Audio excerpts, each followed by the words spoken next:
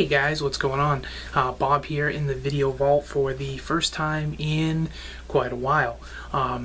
It's been about a month actually, and I've actually picked up several different movies over the course of time here, several sections of movies, and I just didn't have the time to do a video, or I just didn't have the ambition to do a video for a while.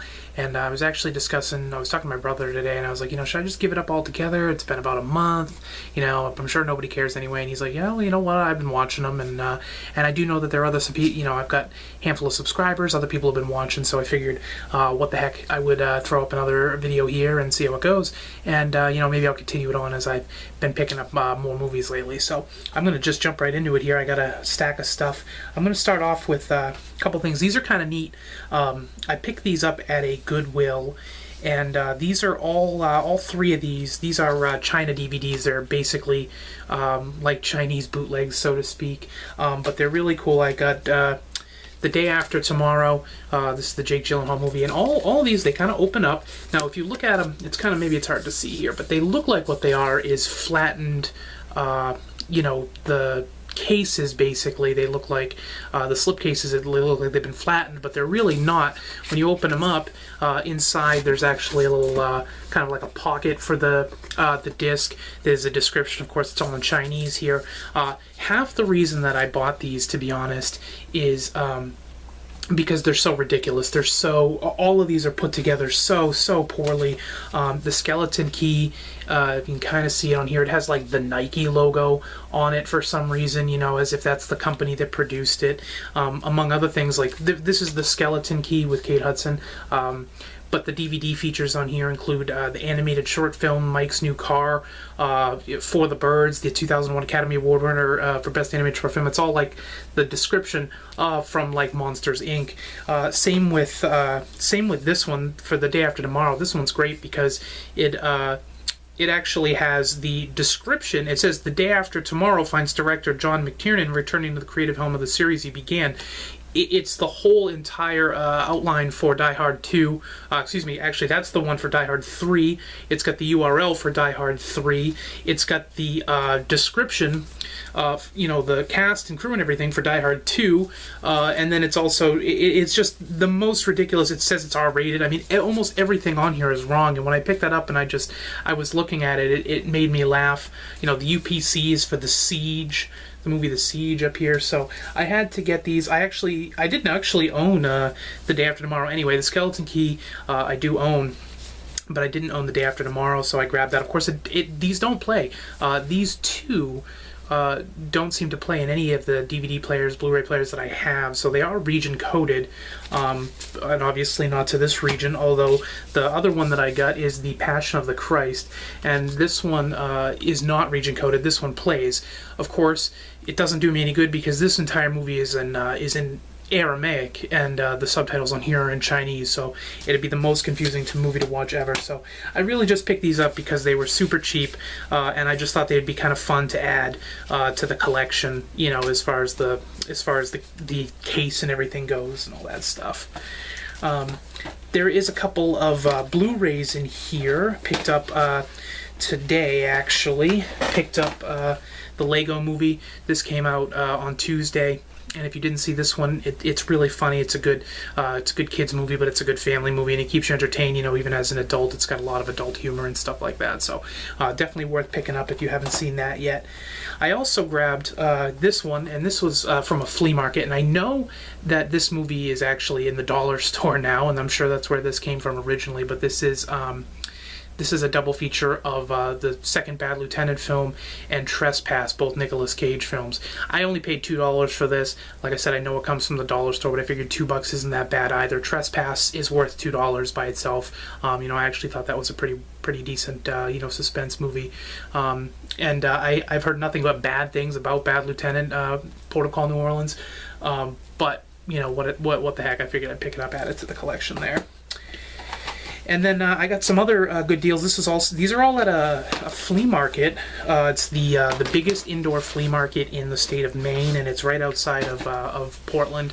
You know, in that area, if you've ever been in New England, Portland, it's by the beach. And my girlfriend and I took a ride there this past week to the beach specifically. But we passed by this flea market, and so I stopped. I knew they had a huge room full of just $2 DVDs. So I picked up. Whoop, man! I dropped it. I picked up a couple here. Some of them are fairly new, so I figured for $2 it'd be worth it. This one's not super new. This is the parts 5, 6, 7, and 8 from the Nightmare on Elm Street series here, and which was a good buy because I already actually had this exact same set, but parts 1 through 4. So now I've got that finished off for $2. And like I said, a couple of newer ones in here. I did pick up, actually, well, you know what, let me, while I'm getting them back organized here, this movie, The Aristocrats, which is Penn Jillette made this movie, and it's about the dirty, you know, the quote-unquote the dirtiest joke ever, and it's, you know, about a joke that comedians basically tell each other, and they try to one-up each other. It's a fun documentary, and this is brand new, still in the package, and I actually really like this movie. I'm a big Penn Jillette fan, Penn and Teller fan anyway, so I definitely had to grab that. $2. But like I said, a couple of newer movies. The Call with Halle Berry, which I did not see yet, but I had been wanting to. I wanted to see it in the theater. This movie only came out last year, and this is one of the this is one of the movies. Actually, I happened to get 2 movies by accident completely that are WWE produced movies, and both of them, this one and the movie Barricade. Here, both horror thriller type movies, suspense movies. This is pretty much straight horror, and The Call is more of a suspense. But these are both produced by WWE Films, and these are 2 of their forays into movies that do not star any wrestlers. For some reason, they just have a bad reputation as a production company because people just see WWE and they want nothing to do with it, which doesn't make any sense to me at all. They're just a production company. I mean, it really doesn't matter if they have a wrestler in it. You know, all of the early movies with The Rock were all produced by WWE Films, and they're all pretty good at, you know, they're not amazing, but they're all straightforward action movies. You know, some of the crap that they've released, like See No Evil with Kane, you know, where they did have wrestlers. Yeah, but just because they're a production company doesn't mean that you have to avoid their movies at all costs. They actually make halfway decent movies, and they do a lot of horror movies. Like I said, Barricade, The Call is kind of a suspense horror movie, I guess, not really horror, but and then they just released, you know, only a few months ago, the movie Oculus, which I didn't like really at all, but you know, it has nothing to do with wrestling. It's just they're just the company that produced it. You know, they're trying to get out into the entertainment world of things as well, and you know, more power to them, I guess. But I don't necessarily go to or avoid a movie just because of the company released it. I think that's ridiculous. But continuing on with a couple other movies here, I did have to pick up, I used to own this and one of the discs is missing, so I purchased Clerks Uncensored. This is the Clerks cartoon, the entire series. You know, this cartoon was probably a little ahead of its time. I think that if it were on now, it might have more of a following. Just because the comedy, it's just not something that I think at the time it really was released, it really only appealed to Kevin Smith, like diehard fans, and I think if they had gone on longer, they could have made it less Kevin Smith universe and more, you know, maybe not like a Family Guy, but a little bit more broad humor, because this is still very, you know, if you're not a Kevin Smith fan, you probably won't love it, but it's really got a lot of great jokes anyway. And for $2, I needed, you know, I wanted to replace it. So, and then I also picked up. Let's see. This is Blade, House of. I'm not sure how to pronounce it. Chithon. I have no idea how to pronounce that because I haven't watched it yet. But this was it must have been because this is from 2006. But this is a TV series from Spike TV. This is the first episode. It's been extended and all that extra stuff to make it basically a full feature-length film with all the extra violence and stuff.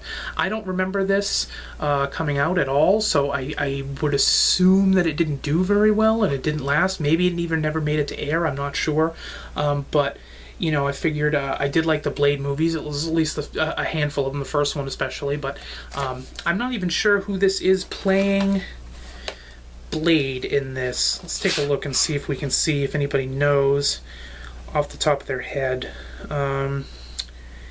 It doesn't even say, and I can't really put a finger on it from just looking at the picture. So I'll have to look into that more and see what that was all about. This Blade House of Chthon. It's probably Chthon. I really don't know.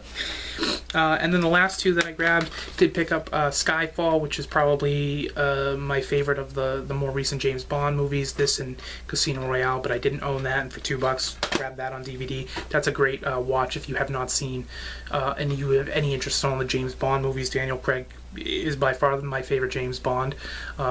So, you know, even as far as like the entire series, I mean, Sean Connery, yes, and you know, we've got, I don't know who the hell likes Pierce Brosnan. I guess somebody must have, because he did a few movies, but Daniel Craig is great as James Bond.